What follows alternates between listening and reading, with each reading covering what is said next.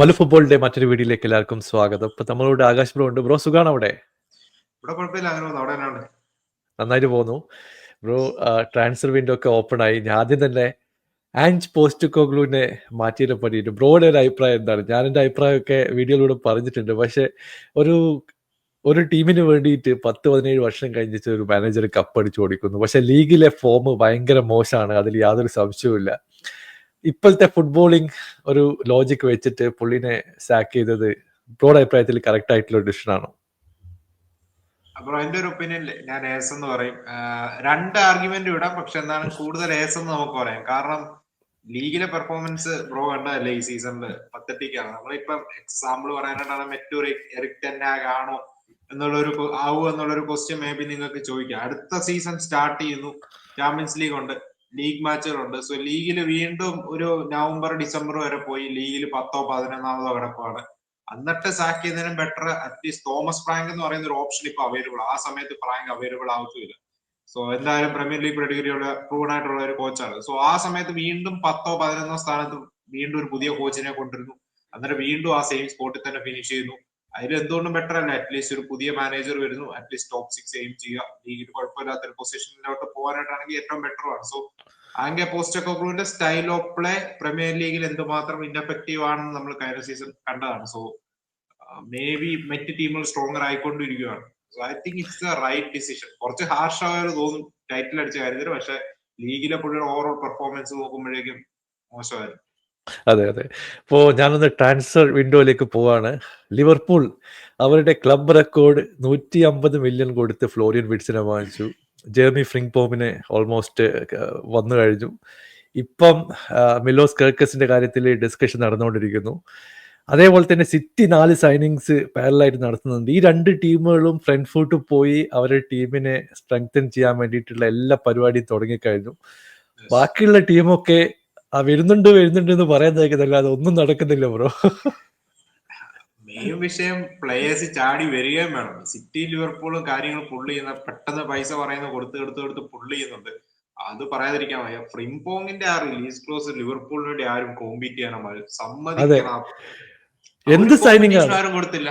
അതും തവണയായിട്ട് 35 മില്യന്റെ release clause ഒറ്റ അടിക്ക് കൊടുക്കുകയും വേണ്ട, ഇൻസ്റ്റാൾമെന്റ്സ് ആയിട്ട് കൊടുത്താലും മതി. അപ്പൊ ആരും കോമ്പീറ്റ് ചെയ്തില്ല ആ ഒരു സൈനിങ്ങിന് വേണ്ടി. ആ ടെർക്കസ് ഡീൽ വേറെ ക്ലബ്ബുകൾ സീരിയസ് ഇൻട്രസ്റ്റ് ഉണ്ടോ എന്ന് അറിയത്തില്ല. പക്ഷെ റയൽ മാഡ്രിഡ് അൽവാറോ കറാറാസിന് പറയുന്നതാണ് ടെർക്കസിന്റെ കാര്യത്തിൽ അവർ ഉദ്ദേശിക്കുന്ന പ്രൈസിൽ അവരെ കിട്ടിയ. സ്വിച്ചിന്റെ കാര്യത്തിൽ മാത്രം അവർ 120 താഴെ നടത്താൻ നോക്കി, പക്ഷെ 150 വരെ ടോട്ടൽ പാക്കേജ് പോയി. പക്ഷെ വിക്സ് അങ്ങനത്തെ ഒരു സൂപ്പർ സ്റ്റാർ സൈനിങ് ആയിട്ട് വരികയാണ്. ഇനിയും സെന്റർ ബാക്കും സ്ട്രൈക്കർ സൈനിങ്സും ഒക്കെ ഉണ്ടെന്ന് കേൾക്കുന്നു, സെയിൽസും ഉണ്ടെന്നൊക്കെ കേൾക്കുന്നു. So I think Liverpool looks really good. ആ വിറ്റ്സ്, മക്കലിസ്റ്റ, ഗ്രാംബർ കൂടി ഒരു പ്രോപ്പർ ഡിഫൻസീവ് മിഡ്ഫീൽഡറോടെ വരുവാണെങ്കിൽ, സബോസ്ലായ ഉണ്ട്. വിറ്റ്സ് വരുന്നതും ഹ്യൂജ് റിലീഫ് ആയിരിക്കും. സലക് മേ ബി കുറച്ച് ബർഡൻ ക്രിയേറ്റിവിറ്റിയുടെ കാര്യത്തിലും മറ്റുമൊക്കെ പുള്ളിയുടെ തലയിലോട്ട് പോകും. അതുപോലെ തന്നെ സ്ട്രൈക്കറായിട്ട് എക്കിറ്റിക്കയുടെ ലിങ്ക്സ് കാണുന്നുണ്ട്. ഒസിമൻ കഴിഞ്ഞ ദിവസം വീണ്ടും ലിങ്ക്സ് വന്നു. ഒരു സമയം സെസ്കോ ലിങ്ക്സ് ഉണ്ടായിരുന്നു, പക്ഷെ കൂടുതൽ എക്കിറ്റിക്കയാണ് അവരുടെ ഡ്രീം ടാർഗറ്റ് എന്ന് കേൾക്കുന്നുണ്ട്. So let's C. അതുപോലെ സിറ്റി ലുക്സ് മോസ്റ്റ് കെയറി. എനിക്ക് ചെർക്കി സ്റ്റീ ആ 40 മില്യൺ 40 മില്യൺ കൂടെ പുള്ളി ആ ജർമ്മനി തൊട്ടെ സ്പെയിൻ അഗേൻസ്റ്റ് ഞെട്ടി. ലയോണ്ട് സ്പെയിൻ അഗേൻസ്റ്റ് ഫ്രാൻസിന് വേണ്ടി ഇറങ്ങിയിട്ട് കളിച്ച കളിയും കൂടെ കണ്ടു. ശരിക്കും ഒരു അടിപൊളി. അതിന്റെ രസം ഐറ്റ്നോറിനെ ഒരു 40 മില്യന് താഴെ ടോട്ടൽ പാക്കേജ് എത്തിച്ചു. ടയാമി റൈൻഡേഴ്സിന് ഒരു ബഹളവും ഇല്ലാതെ പ്രോബബ്ലി സിരിയയിലാണ് one of the best midfielders, AC മിലാന്റെ ഏറ്റവും ബെസ്റ്റ് പ്ലെയർ, ഒരു തലവേന ഇല്ലാതെ പോയി 60 മില്യൺ നൈസായിട്ട് പോയി ടയാമി റൈൻഡേഴ്സിന് കെടുക്കുന്നു. ആൻഡ് നൈപ്പാൻ എല്ലാവരും നോക്കിക്കൊണ്ടിരിക്കുന്ന എക്സൈറ്റിംഗ് ആയിട്ടുള്ള ഒരു യങ്സ്റ്റർ ആണ്. നോർവീജിയൻ ലീഗിൽ ചെക്കനെ നൈസായിട്ട് സൈൻ ചെയ്തിട്ടുണ്ട്. So city looks really scare. അടുത്ത സീസൺ ആ Rodri, Cherki, midfield looks really solid അല്ലെ? അത് എനിക്ക് തോന്നുന്നു റെയിൻഡേഴ്സിന്റെ ഈ വർഷത്തെ പെർഫോമൻസ് സോളിഡ് ആയിരുന്നു. പുള്ളി ആ മിഡ്ഫീൽഡിലേക്ക് വന്നത് ആരും അറിഞ്ഞതുപോലുമില്ല. വളരെ കൂളായിട്ട് അവർ സൈൻ ചെയ്ത് വന്നു. വലിയ ഒച്ചപ്പാടും ബഹളമൊന്നും ഇല്ല. ഡിബ്രോയിൻ പോയ ആ ഒരു കറക്റ്റ് ആയിട്ട് ആ മിഡ്ഫീൽഡ് റീബിൽഡ് ചെയ്യാനുള്ള പരിപാടിയാണ് എനിക്ക് തോന്നുന്നു പെപ്പ് നടത്തുന്നത്.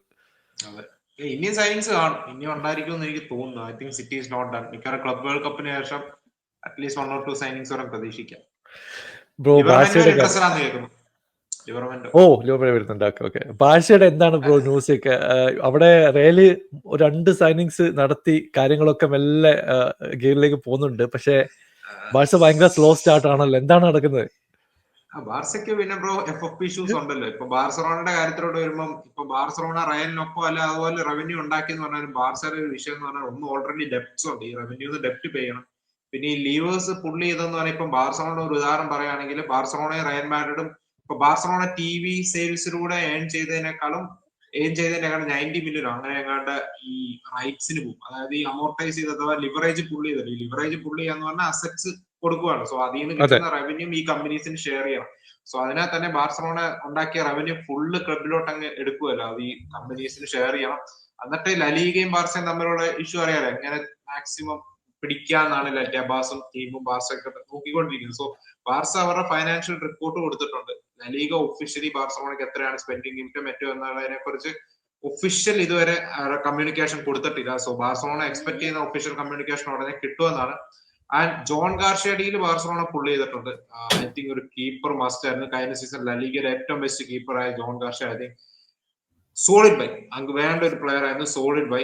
ആൻഡ് ഇപ്പം ഇവാൻ പെറിസിച്ചിന്റെ പേരൊക്കെയാണ് കേൾക്കുന്നത്. ലൂയിസ് ഡിയാസിനെ മതി എന്ന് പറഞ്ഞ് വാശി പിടിച്ച് ഡെക്കോ ഇരിക്കുകയാണ്. ഇപ്പൊ ഇന്ന് വന്ന റിപ്പോർട്ട് 60 മില്യൺ അതിനുവേണ്ടി ലൂയിസ് ഡിയാസിന് കൊടുക്കത്തില്ല. അതാണ് ഫൈനൽ വെർഡിക്റ്റ്. ലിവർപൂൾ 80 വെച്ചോണ്ടിരിക്കുകയാണ്. അതിന്റെ 60 മില്യൺ തന്നെ മാൻ ഫോർ ലൂയിസ് ഡിയാസ്.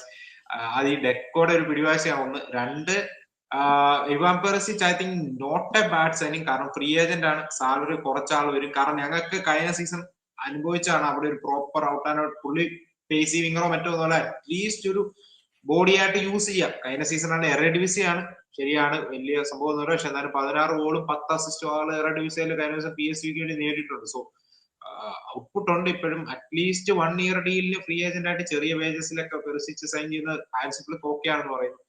അവസാനം ഒന്നും ഇല്ലാതിരിക്കുന്നതിനും ബെറ്റർ ആണ് അത്. സോ ലെറ്റ്സി കാര്യങ്ങൾ അങ്ങനെ പോകുന്നത്. എനിക്ക് ഇപ്പൊ ഒരു ഫീൽ എങ്ങനെ ഒരു ലൂയിസ് ഡിയാസിനെ എങ്ങനെയും ബാർസ പുള്ളി ചെയ്യുന്നൊരു ഫീൽ ഇപ്പോൾ ഉണ്ട്. ലൂയിസ് ഡിയാസ് മിക്കവാറും ബാർസ പ്ലെയർ ആവുന്ന ഒരു ഫീൽ ഉണ്ട്. അല്ലാതെ മേ ബി വൺ മോർ ഒരു ഫുൾ ബാക്കിന് ഇപ്പൊ പെർസിച്ചാനിങ് നടന്നില്ലെങ്കിൽ ഒരു full back and Luis Diaz Joan ഗാർഷ്യയോടൊപ്പം ഞാൻ പ്രതീക്ഷിക്കുന്നുണ്ട്. അല്ലാതെ വലിയ 4-5 സൈനിങ് ഒന്നും പ്രതീക്ഷിക്കേണ്ട. റയൽ മാഡ്രിഡ് അതേ സമയത്ത് ട്രെന്റ് അലക്സാണ്ടർ ആർണോൾഡ് വന്നു, ഡീൻ ഹെഡ്സൺ വന്നു. രണ്ട് സോളിഡ് സൈനികൾ. അൽവാരോ കരാറാസിന്റെ 8 മില്യന്റെ വാല്യൂഷൻ ഡിഫറൻസ് നിൽക്കുകയാണ്. മിക്കവാറും ക്ലബ് വേൾഡ് കപ്പ് കഴിഞ്ഞായിരിക്കും അത് നടക്കുക. അതും സോളിഡ് ബൈ. അതിന് സ്റ്റില്ലർ ഡീലിൽ അവർ പ്രോഗ്രസ് ചെയ്യുന്നു കേൾക്കുന്നുണ്ട്. അത് മാത്രമല്ല അവര് ബുട്ടിമിർ ഒക്കെ പോലത്തെ 33 വയസ്സാണ്. ലലീഗ കഴിഞ്ഞ സീസൺ 3rd ടോപ്പ് സ്കോറർ ആണ്. പുള്ളിയുടെ ഒക്കെ റിലീസ് ക്ലോസ് എക്സിക്യൂട്ട് ചെയ്യാൻ പോകാന്നൊക്കെ കേൾക്കുന്നു. സോ റയൽ മാഡ്രിഡ് വർക്ക് ചെയ്യുന്നുണ്ട്. റയൽ മാഡ്രിഡിൽ ഇനിയും 3-4 അഡീഷൻ. പിന്നെ വസ്തുവാൻഡുവാണ് ഭയങ്കര എക്സൈറ്റിംഗ് ആയിട്ടുള്ള അർജന്റീന വണ്ടർ കിഡ്. എല്ലാ ക്ലബ്സും ലോകത്തുള്ള എല്ലാ ക്ലബ്സും പുള്ളിയായിട്ട് ടോക്സ് നടത്തിയാണ്. അത്രയും സൂപ്പർ ആയിട്ടൊരു പ്ലെയർ ആണ്. സോ നോക്കുക. അപ്പോൾ ഞാൻ ചെൽസിയുടെ കാര്യം ചോദിക്കണം. ചെൽസി ഇപ്പോൾ ക്ലബ്ബ് വേൾഡ് കപ്പിന്റെ സ്ക്വാഡ് നോക്കുമ്പോൾ ഒരുപാട് ആൾക്കാരെ പുറത്താക്കിയിട്ടുണ്ട്. ഇപ്പോൾ ജാവോ ഫിലിക്സ് ഇല്ല, ഡിസാസി പുറത്തു പോകുമെന്ന് പറയുന്നു. സ്റ്റേർലിങ്ങിന്റെ കാര്യം നമുക്കറിയില്ല. ഇപ്പോൾ മെയിനൻ വരും എന്ന് പറഞ്ഞു. മെയിനന്റെ എന്താ പറയുക, ഫീസിൽ അവർ അഗ്രി ആയിട്ടില്ല. അപ്പോൾ പുതിയ ഗോൾ കീപ്പർ അവർ നോക്കുന്നുണ്ട്. സാഞ്ചസ് അടുത്ത വർഷം ഉണ്ടാവുമെന്ന് അറിയില്ല. അങ്ങനെ അവരും ഇപ്പോൾ സ്ക്വാഡിനെ ട്രിം ചെയ്യാനുള്ള ഒരു പരിപാടിയാണ്. ഇപ്പോ അവരുടെ ഏറ്റവും പ്രധാനപ്പെട്ട ഒരു കാര്യം അവരുടെ സ്ട്രൈക്കറാണ്. ഇപ്പൊ ഈ ആർസണൽ ആയാലും ചെൽസി ആയാലും ഒരു പ്രോപ്പർ സ്ട്രൈക്കറെ പറയുക എന്താണ് പോവാത്തതെന്ന് എനിക്ക് മനസ്സിലാവാത്തത്. ഉണ്ട്. ആർസണൽ സെസ്കോയായിട്ട് പേഴ്സണൽ ടൈംസിൽ അഗ്രി ചെയ്തിരിക്കുക. പ്രൈസിന്റെ ഇഷ്യൂ ആണ് ആർസണൽ സെസ്കോയും തമ്മിൽ കേൾക്കുന്ന കാര്യം. പിന്നെ ഗ്യോക്കറസിന്റെ ഏജന്റിന്റെ ഇഷ്യൂ അറിയാലോ. അവര് പുതിയ സ്പോർട്ടിംഗ് ഡയറക്ടർ വന്ന പിന്നെ മെയിനായിട്ട് പഴയ സ്പോർട്ടിംഗ് ഡയറക്ടറിന്റെ ആ ഒരു എന്താ പറയാ പുള്ളിയായിട്ടാണ് agreement. 65 million fixed plus 10 million ആണ്. സോ അത് ഞങ്ങൾ അഗ്രി ചെയ്തിട്ടില്ല. പുതിയ സ്പോർട്ടിംഗ് ഡയറക്ടർ പറയുന്നത് ഞാൻ അതിൽ അഗ്രി ചെയ്തില്ല. സോ ഗ്യോക്കറസും സെസ്കോയായിട്ട് ആർസണൽ ലിങ്ക്സ് ഉണ്ട്. ചെൽസിയുടെ കാര്യത്തിലോട്ട് വരുമ്പം ചെൽസി ആ സ്ക്വാഡിൽ നിന്ന് ഒഴിവാക്കിയവർ I think the right call ആണ്. ചെൽസി മേ ബി ഫൊഫാന എനിക്കൊന്ന് ഇഞ്ചറി കാരണം റിക്കവർ ആവുന്നതുകൊണ്ട് ഫൊഫാന ഒഴിവാക്കി. ബാക്കിയെല്ലാം അണ്ടർസ്റ്റാൻഡബിൾ ആണ്, എക്സ്പെക്ടഡ് ആയിരുന്നു ഒഴിവാക്കിയവരുടെ ലിസ്റ്റ് ഒക്കെ. കുറെ ചെൽസി പിന്നെ എങ്ങനെയും പ്ലേയേഴ്സിനെ ഒഴിവാക്കി. എനിക്ക് തോന്നുന്നു ഈ ലിസ്റ്റിൽ ഇല്ലാത്ത പ്ലേയേഴ്സിനെ എല്ലാം മിക്കവാറും ഫൊഫാന ഒഴികെ ബാക്കി എല്ലാത്തിനെയും മിക്കവാറും സെല്ല് ചെയ്യാനായിട്ട് തന്നെ ആയിരിക്കും ചെൽസിയുടെ പ്ലാൻ. അതുകൊണ്ട് ക്ലബ് വേൾഡ് കപ്പിന് കൊണ്ടുവന്നതിൽ അർത്ഥമൊന്നും തോന്നില്ല. കൂടാതെ എസൂജോ ഒക്കെ പോലത്തെ എക്സൈറ്റിംഗ് ആയിട്ടുള്ള പ്ലേയേഴ്സ് വന്നിട്ടുണ്ട്. കെൻട്രി പൈസിനെ ഉൾപ്പെടുത്തിയിട്ടില്ല. കെൻട്രി പൈസിനെ ഉൾപ്പെടുത്താനേ വൺ ഓഫ് ദ റീസൺ എനിക്ക് തോന്നുന്നു പുള്ളി ഇഞ്ചറി കാരണം കഴിഞ്ഞ സീസൺ ഫുട്ബോൾ അങ്ങനെ അധികം കളിച്ചിട്ടില്ല. സോ അതുകൊണ്ടായിരിക്കാം പ്രോപ്പറായിട്ട് റിക്കവർ ആയി വരാനായിട്ട് പറ്റുമൊക്കെ ആയിരിക്കാം. അതുപോലെ തന്നെ എക്സൈറ്റിംഗ് ആയിട്ടുള്ള പാൻഡ്രെ സാന്റോസിനെ ഉൾപ്പെടുത്തിയിട്ടുണ്ട്, which is really good to C.